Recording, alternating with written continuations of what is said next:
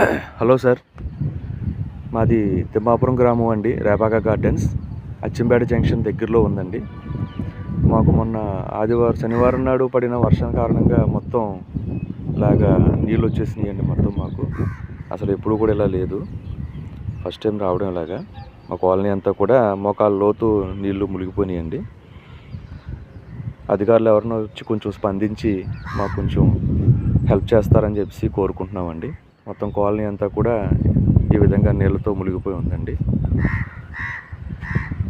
ఈ నీళ్లు పైనుంచి వర్షం కారణంగా మనకు అలా నీళ్లు వస్తూ ఉన్నాయండి. రోజు రోజుకి కూడా నీటి మట్టం పెరుగుతూ ఉంది.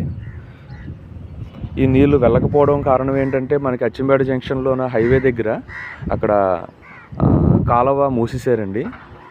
వెళ్ళే నీళ్లు కాలువ మూయడం వల్ల నీళ్లు అలాగా స్టాగ్నెట్ అయిపోయి ఉండిపోయినాయి ఎక్కడెక్కడ. దీన్ని కొంచెం అధికారులు ఎవరైనా స్పందించి మాకు హెల్ప్ చేస్తారని చెప్పేసి ఈ వీడియో తీస్తున్నాను. ప్లీజ్ మాకు హెల్ప్ చేయండి. మొత్తం కంప్లీట్ అన్నీ కూడా ఇళ్ళన్నీ కూడా ఈ విధంగా, కాలనీ అంతా కూడా ఈ విధంగా ఇలా అయిపోయిందండి. మొత్తం ఎక్కడికక్కడ నీళ్ళు అలా ఉండిపోయినాయి.